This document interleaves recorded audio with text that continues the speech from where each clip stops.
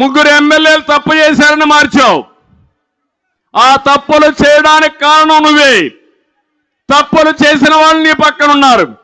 సమాధానం చెప్పమంటున్నా. ఇక్కడున్నాడు ఎమ్మెల్యే, ఇక్కడ ఒక మంత్రి దాడిశెట్టి రాజా,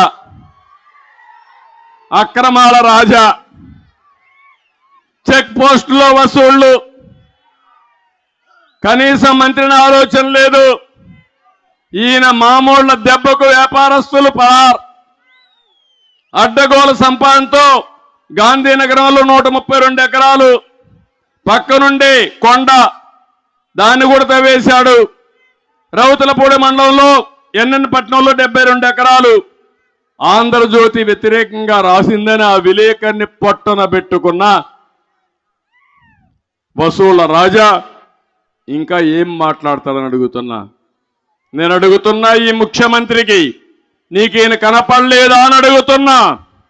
సాక్ష్యాలతో సహా ప్రజల్లో చర్చ జరుగుతా ఉంది. ఇంకొక ఆయన ఉన్నాడు కాకినాడ, దందా సామ్రాజ్యానికి ద్వారం తెరిచాడు. ద్వారం, అదే ద్వారం పూడి. ఆయన పెద్ద హీరో. ఇప్పుడు నేను మొన్న పవన్ కళ్యాణ్ మాట్లాడితే ఇష్టానుసారంగా మాట్లాడుతున్నాడు.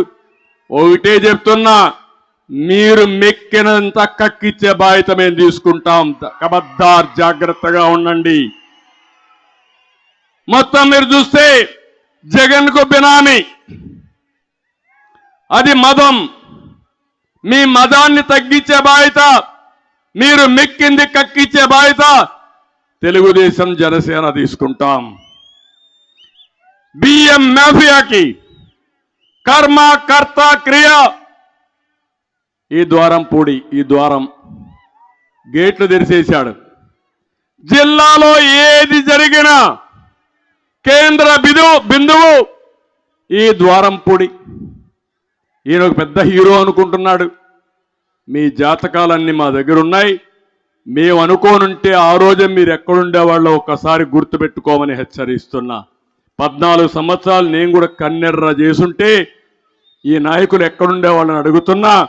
అందుకే నేను అడుగుతున్నా, కాకినాడ ఎమ్మెల్యేని మార్చలేవు, కొత్తపేట ఎమ్మెల్యేని మార్చలేవు, ఇంకో పక్క అనపర్తి ఎమ్మెల్యేని మార్చలేవు.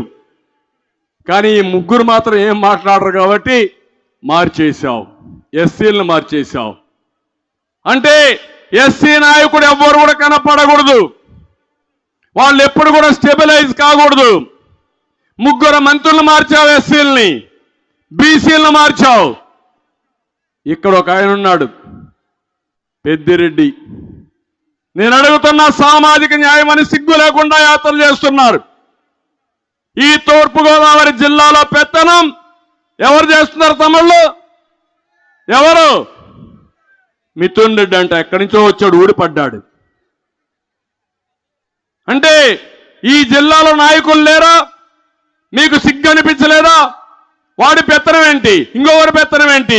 ఇక్కడుండే నాయకత్వం పెత్తనం చేయాలి తప్ప బయట వాళ్ళు వస్తే సహించమని మీరు మాట్లాడినప్పుడు వీళ్ళు రారు. ఉత్తరాంధ్రలో విజయసాయిరెడ్డి, సుబ్బారెడ్డి అంటే ఈ వెనుకబడిన వర్గాలంటే, ఇక్కడ స్థానిక నాయకత్వం అంటే లెక్క లేకుండా మళ్ళా వీళ్ళని పెట్టుకొని సామాజిక న్యాయం కోసం పోతున్నారు. ఇక్కడే ఒక బీసీని చూశారు, ఆ సుబ్బారెడ్డి కాళ్ళ కాడ కూర్చునే పరిస్థితి తీసుకొచ్చారు. అందుకే ఆయనకు సీట్ ఇచ్చారు. మంత్రిగా ఉంటే సీటు మార్చారు. ఇక్కడ గెలవడని ఇంకో దగ్గర పంపించే పరిస్థితికి వచ్చారు. ఇది సామాజిక న్యాయం అని అడుగుతున్నా.